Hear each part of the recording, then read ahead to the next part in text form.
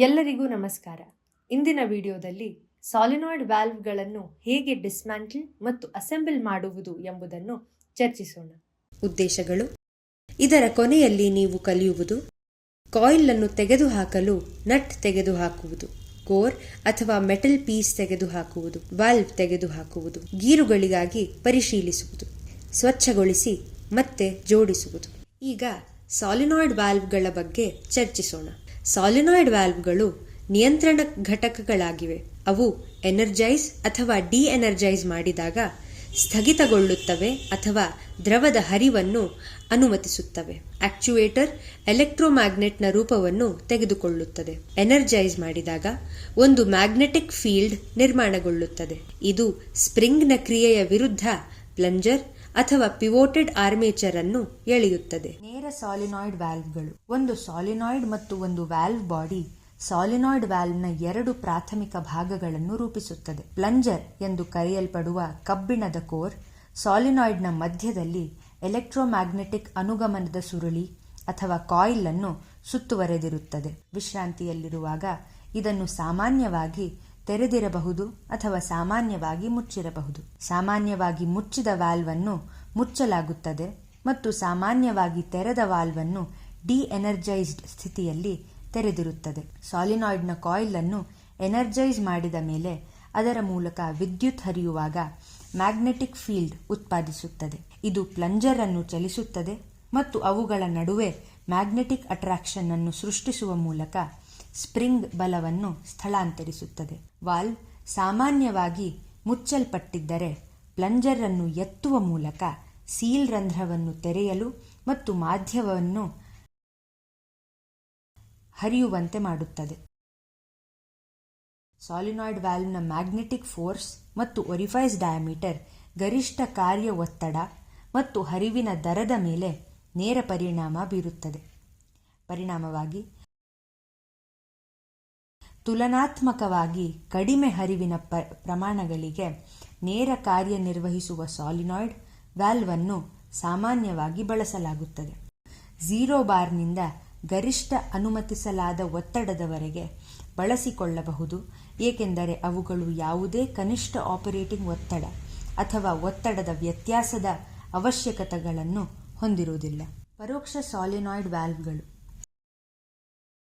ವ್ಯಾಲ್ವ್ನ ಒಳಹರಿವು ಮತ್ತು ಔಟ್ಲೆಟ್ ಪೋರ್ಟ್ಗಳ ಮೇಲೆ ಮಾಧ್ಯಮದ ಒತ್ತಡದ ವ್ಯತ್ಯಾಸವನ್ನು ಪರೋಕ್ಷವಾಗಿ ಕಾರ್ಯನಿರ್ವಹಿಸುವ ಸಾಲಿನಾಯ್ಡ್ ವ್ಯಾಲ್ವ್ಗಳಿಂದ ಬಳಸಲಾಗುತ್ತದೆ. ಇದನ್ನು ಸರ್ವೋ ಚಾಲಿತ ಅಥವಾ ಪೈಲಟ್ ಚಾಲಿತ ವ್ಯಾಲ್ವ್ಗಳು ಎಂದು ಕರೆಯಲಾಗುತ್ತದೆ. ವ್ಯಾಲ್ವ್ ಅನ್ನು ತೆರೆಯಲು ಮತ್ತು ಮುಚ್ಚಲು ಅವರಿಗೆ ಸಾಮಾನ್ಯವಾಗಿ ಪರಿಣಾಮವಾಗಿ ಸುಮಾರು 0.5 ಬಾರ್ನ ಕನಿಷ್ಠ ಒತ್ತಡದ ವ್ಯತ್ಯಾಸದ ಅಗತ್ಯವಿದೆ. ಡಯಾಫ್ರಮ್: ಇದು ರಬ್ಬರ್ ಮೆಂಬ್ರೇನ್ಗೆ ಮತ್ತೊಂದು ಹೆಸರಾಗಿದೆ. ಇದು ಒಳಹರಿವು ಮತ್ತು ಔಟ್ಪುಟ್ ಪೋರ್ಟ್ಗಳನ್ನು ಪ್ರತ್ಯೇಕಿಸುತ್ತದೆ.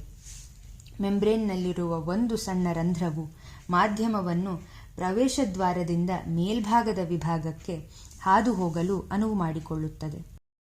ಸಾಮಾನ್ಯವಾಗಿ ಮುಚ್ಚಿದ ಪರೋಕ್ಷ ಕಾರ್ಯನಿರ್ವಹಣೆಯ ಸಾಲಿನಾಯ್ಡ್ ವ್ಯಾಲ್ವ್ ಒಳಹರಿವಿನ ಒತ್ತಡ ಮತ್ತು ಪೋಷಕ ವಸಂತ ಇರುವವರೆಗೂ ಮುಚ್ಚಿರುತ್ತದೆ. ಕಿರಿದಾದ ಮಾರ್ಗವು ಕಡಿಮೆ ಒತ್ತಡದ ಪೋರ್ಟ್ ಅನ್ನು ಪೊರೆಯ ಮೇಲಿರುವ ಕೋಣೆಗೆ ಸಂಪರ್ಕಿಸುತ್ತದೆ.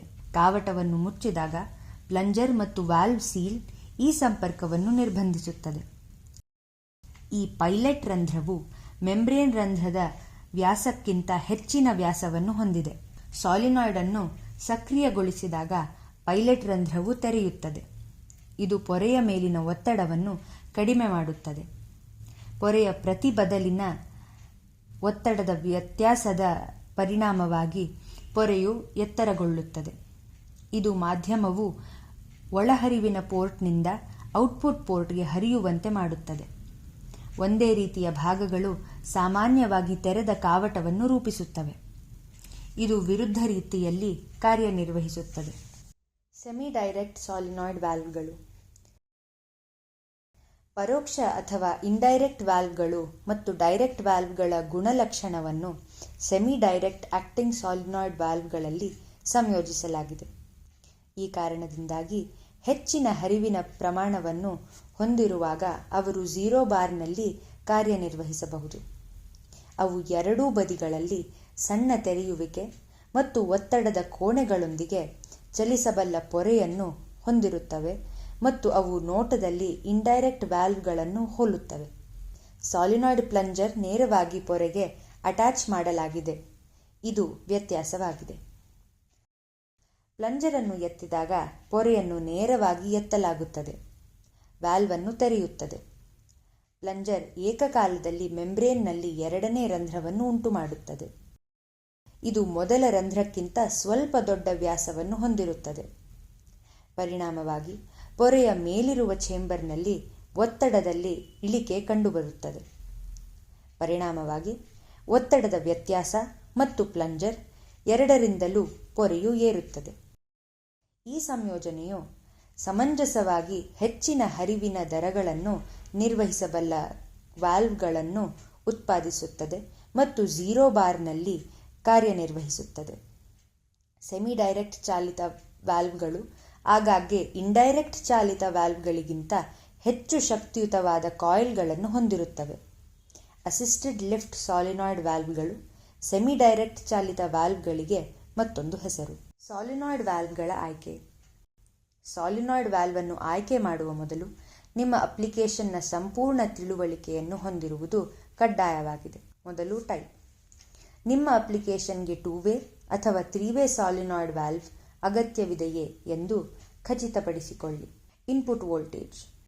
ವಿದ್ಯುತ್ ಸರಬರಾಜಿನ ಲಭ್ಯತೆಯನ್ನು ಅವಲಂಬಿಸಿ ಪರ್ಯಾಯ ಮತ್ತು ನೇರ ವಿದ್ಯುತ್ ಸರಬರಾಜು ಎರಡರಲ್ಲೂ ಸಾಲಿನಾಯ್ಡ್ ವಾಲ್ವ್ಗಳನ್ನು ಕಾಣಬಹುದು. Valve operation. ಆಪರೇಟಿಂಗ್ ಸಮಯದ ಅವಧಿಯನ್ನು ಅವಲಂಬಿಸಿ ನೀವು ಸಾಮಾನ್ಯವಾಗಿ ತೆರೆದ ಅಥವಾ ಸಾಮಾನ್ಯವಾಗಿ ಮುಚ್ಚಿದ ವಾಲ್ವನ್ನು ಆಯ್ಕೆ ಮಾಡುವ ಆಯ್ಕೆಯನ್ನು ಹೊಂದಿರುತ್ತೀರಿ. ಹೆಚ್ಚಿನ ಸಾಲಿನಾಯ್ಡ್ ವಾಲ್ವ್ಗಳು ಬಳಕೆಯಲ್ಲಿಲ್ಲದಿದ್ದರೂ ಸಾಮಾನ್ಯವಾಗಿ ಮುಚ್ಚಲ್ಪಡುತ್ತವೆ. ವಾಲ್ವ್ನ ತೆರೆಯುವ ಸಮಯವು ಅದರ ಮುಚ್ಚುವ ಸಮಯಕ್ಕಿಂತ ಹೆಚ್ಚಿದ್ದರೆ ಮತ್ತು ಪ್ರತಿಯಾಗಿ ಸಾಮಾನ್ಯವಾಗಿ ತೆರೆದ ವಾಲ್ವನ್ನು ಶಿಫಾರಸು ಮಾಡಲಾಗುತ್ತದೆ. ವಾಲ್ವ್ನ ತೆರೆಯುವ ಸಮಯವು ಅದರ ಮುಚ್ಚುವ ಸಮಯಕ್ಕಿಂತ ಹೆಚ್ಚಿದ್ದರೆ ಮತ್ತು ಪ್ರತಿಯಾಗಿ ಸಾಮಾನ್ಯವಾಗಿ ತೆರೆದ ವಾಲ್ವನ್ನು ಶಿಫಾರಸು ಮಾಡಲಾಗುತ್ತದೆ. ಒತ್ತಡ. ನಿಮ್ಮ ಅಪ್ಲಿಕೇಶನ್ಗಾಗಿ ವಾಲ್ವ್ ಸಾಧ್ಯವಾದಷ್ಟು ಹೆಚ್ಚಿನ ಒತ್ತಡವನ್ನು ವಿರೋಧಿಸಲು ಸಾಧ್ಯವಾಗಿರಬೇಕು. ಕನಿಷ್ಠ ಒತ್ತಡವನ್ನೂ ಸಹ ಗಮನಿಸಬೇಕು, ಏಕೆಂದರೆ ಹೆಚ್ಚಿನ ಒತ್ತಡದ ವ್ಯತ್ಯಾಸವು ಕಾವಟದ ವೈಫಲ್ಯಕ್ಕೆ ಕಾರಣವಾಗಬಹುದು. ಕಾರ್ಯಾಚರಣೆಯ ಪ್ರಕಾರ. ನಿಮ್ಮ ಆಪರೇಷನ್ಗೆ ಅಗತ್ಯವಿರುವ ಕಾರ್ಯಾಚರಣೆಯ ಪ್ರಕಾರವನ್ನು ನಿರ್ಧರಿಸಿ ಅದು ನೇರ, ಪರೋಕ್ಷ ಅಥವಾ ಅರೆನೇರವಾಗಿ ಕಾರ್ಯನಿರ್ವಹಿಸುವ ಸಾಲಿನಾಯ್ಡ್ ಕಾವಟಕ್ಕೆ ಕರೆ ಮಾಡುತ್ತದೆ. 6. Seal material. ಸೀಲ್ ಮಟೀರಿಯಲ್ ಅನ್ನು ಆಯ್ಕೆ ಮಾಡುವಾಗ ಮಾಧ್ಯಮದ ರಾಸಾಯನಶಾಸ್ತ್ರ ಮತ್ತು ತಾಪಮಾನವನ್ನು ಗಣನಕ್ಕೆ ತೆಗೆದುಕೊಳ್ಳಬೇಕು. ಸಾಮಾನ್ಯ ಆಯ್ಕೆಗಳು NBR, IPDM,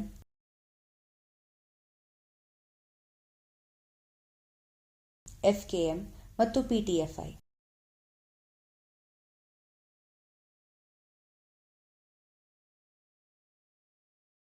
ಸೀಲ್ ವಸ್ತುಗಳ ರಾಸಾಯನಿಕ ಪ್ರತಿರೋಧದ ಮಾಹಿತಿಗೆ ತ್ವರಿತ ಪ್ರವೇಶಕ್ಕಾಗಿ ನಿಮ್ಮ ಸಾಲಿನಾಯ್ಡ್ ಕಾವಟಕ್ಕೆ ಸೂಕ್ತವಾದ ಸೀಲ್ ವಸ್ತುವನ್ನು ಆಯ್ಕೆ ಮಾಡಿ.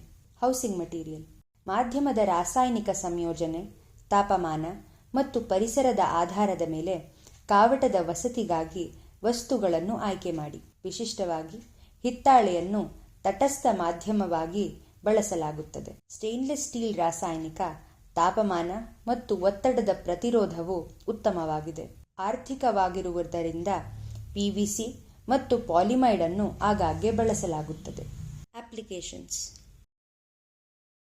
ರೆಫ್ರಿಜರೆಂಟ್ ಹರಿವಿನ ದಿಕ್ಕನ್ನು ಬದಲಾಯಿಸಲು ರೆಫ್ರಿಜರೇಷನ್ ವ್ಯವಸ್ಥೆಗಳಲ್ಲಿ ಸಾಲಿನಾಯ್ಡ್ ಕಾವಟಗಳನ್ನು ಬಳಸಲಾಗುತ್ತದೆ. ಇದು ಚಳಿಗಾಲದಲ್ಲಿ ಬಿಸಿಯಾಗಲು ಮತ್ತು ಬೇಸಿಗೆಗಾಲದಲ್ಲಿ ತಂಪಾಗಿಸಲು ಸಹಾಯ ಮಾಡುತ್ತದೆ. ಆಟೋಮೇಷನ್ ನಿಯಂತ್ರಿತ ಸಾಲಿನಾಯ್ಡ್ ಕಾವಟಗಳನ್ನು ನೀರಾವರಿ ವ್ಯವಸ್ಥೆಗಳಲ್ಲಿ ಬಳಸಲಾಗುತ್ತದೆ. ನೀರಿನ ಹರಿವನ್ನು ನಿಯಂತ್ರಿಸಲು ಸಾಲಿನಾಯ್ಡ್ ಕಾವಟಗಳನ್ನು ತೊಳೆಯುವ ಯಂತ್ರಗಳು ಮತ್ತು ಡಿಶ್ವಾಷರ್ಗಳಲ್ಲಿ ಬಳಸಲಾಗುತ್ತದೆ. ಗಾಳಿಯ ಒತ್ತಡವನ್ನು ನಿಯಂತ್ರಿಸಲು ಏರ್ ಕಂಡೀಷನಿಂಗ್ ವ್ಯವಸ್ಥೆಗಳಲ್ಲಿ ಸಾಲಿನಾಯ್ಡ್ ಕಾವಟಗಳನ್ನು ಬಳಸಲಾಗುತ್ತದೆ. ಬಾಗಿಲಿನ ಬೀಗಗಳಿಗೆ ಸ್ವಯಂಚಾಲಿತ ಲಾಕಿಂಗ್ ವ್ಯವಸ್ಥೆಗಳಲ್ಲಿ ಸಾಲಿನಾಯ್ಡ್ ಕಾವಟಗಳನ್ನು ಬಳಸಲಾಗುತ್ತದೆ.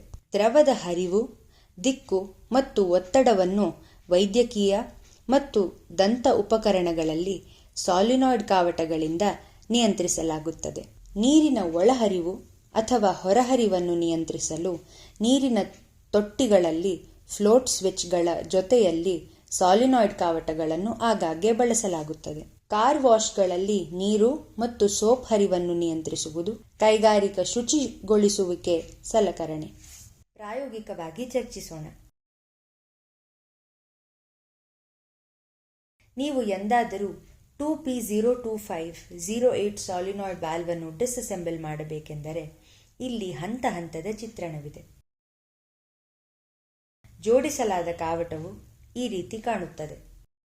ಗಮನಿಸಬೇಕಾದ ಮೊದಲ ವಿಷಯವೆಂದರೆ ಕಾವಟವು ವಾಸ್ತವವಾಗಿ 2 ಪ್ರಮುಖ ಅಂಶಗಳನ್ನು ಹೊಂದಿದೆ: ಸುರುಳಿ ಮತ್ತು ಕಾವಟದ ಕಾರ್ಯವಿಧಾನ. ಕಾವಟವು ನೀರು ಸರಬರಾಜಿಗೆ ಮತ್ತು ಒತ್ತಡದಲ್ಲಿ ಸಂಪರ್ಕಗೊಂಡಿರುವಾಗಲೂ ನೀವು ಸುರುಳಿಯನ್ನು ತೆಗೆದುಹಾಕಬಹುದು.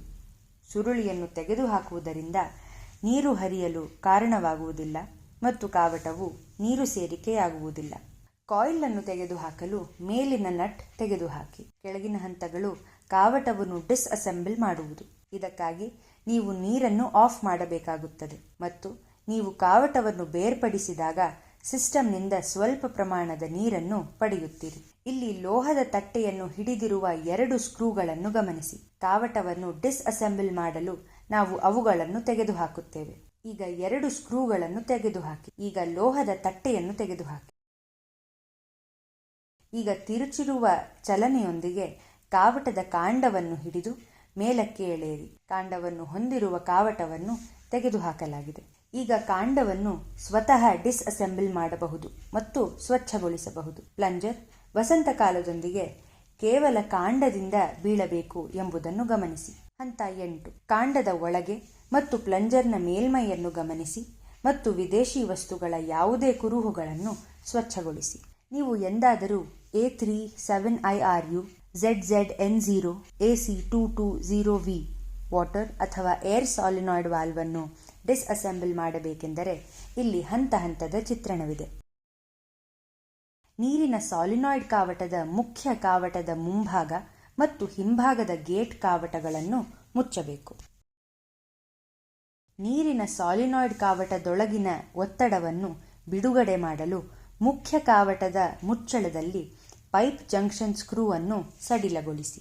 ನಿಯಂತ್ರಣ ಪೈಪ್ಲೈನ್ನಲ್ಲಿನ ತಾಮ್ರದ ಕೊಳವೆಗಳ ಮೇಲೆ ಬೀಜಗಳ ಜೊತೆಗೆ ನೀರಿನ ಸಾಲಿನಾಯ್ಡ್ ಕಾವಟದಿಂದ ಎಲ್ಲ ಸ್ಕ್ರೂಗಳನ್ನು ತೆಗೆದುಹಾಕಿ. ಬಾನೆಟ್ ತೆಗೆದುಹಾಕಿ ಮತ್ತು ಸ್ಪ್ರಿಂಗ್ ಅನ್ನು ಹೊರತೆಗೆಯಿರಿ. ಪಿಸ್ಟನ್, ಡಯಾಫ್ರಮ್, ಶಾಫ್ಟ್ ಕೋರ್ ಇತ್ಯಾದಿಗಳನ್ನು ಹೊರತೆಗೆಯಿರಿ. ಡಯಾಫ್ರಮ್ ಗಾಯವನ್ನು ತಪ್ಪಿಸಬೇಕು. ಮೇಲೆ ತಿಳಿಸಲಾದ ತುಣುಕುಗಳನ್ನು ತೆಗೆದ ನಂತರ ಡಯಾಫ್ರಮ್ ಮತ್ತು ಓರಿಂಗ್ ಅನ್ನು ಪರೀಕ್ಷಿಸಿ ಅವುಗಳಿಗೆ ಏನಾದರೂ ಹಾನಿಯಾಗಿದೆಯೇ ಎಂದು ನೋಡಿ. ಯಾವುದೇ ಹಾನಿ ಇಲ್ಲದಿದ್ದರೆ ಆಂತರಿಕ ಘಟಕಗಳನ್ನು ಡಿಸ್ಅಸೆಂಬಲ್ ಮಾಡುವುದನ್ನು ನಿಲ್ಲಿಸಿ.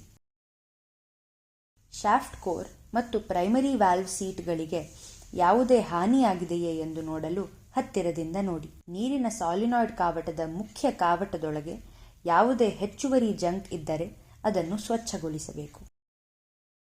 ಮುಖ್ಯ ಕಾವಟದಲ್ಲಿನ ಘಟಕಗಳು ಮತ್ತು ತುಣುಕುಗಳನ್ನು ವಿರುದ್ಧ ಅನುಕ್ರಮದಲ್ಲಿ ಬದಲಾಯಿಸಿ. ನೀವು ನೀರಿನ ಸಾಲಿನಾಯ್ಡ್ ಕಾವಟವನ್ನು ನಿರ್ಬಂಧಿಸಲು ಸಾಧ್ಯವಿಲ್ಲ ಎಂದು ದಯವಿಟ್ಟು ತಿಳಿದಿರಲಿ. ಈ ವಿಡಿಯೋದಲ್ಲಿ ನಾವು ಸಾಲಿನಾಯ್ಡ್ ವಾಲ್ವ್ಗಳು, ಅವುಗಳ ಪ್ರಕಾರಗಳು, ಅಪ್ಲಿಕೇಶನ್ಗಳು ಮತ್ತು ವಿವಿಧ ರೀತಿಯ ಸಾಲಿನಾಯ್ಡ್ ವಾಲ್ವ್ಗಳನ್ನು ಅಸೆಂಬಲ್ ಮತ್ತು ಡಿಸ್ಮ್ಯಾಂಟಲ್ ಮಾಡುವುದರ ಕುರಿತು ಚರ್ಚಿಸಿದ್ದೇವೆ. ಧನ್ಯವಾದಗಳು. ಶುಭ ದಿನ.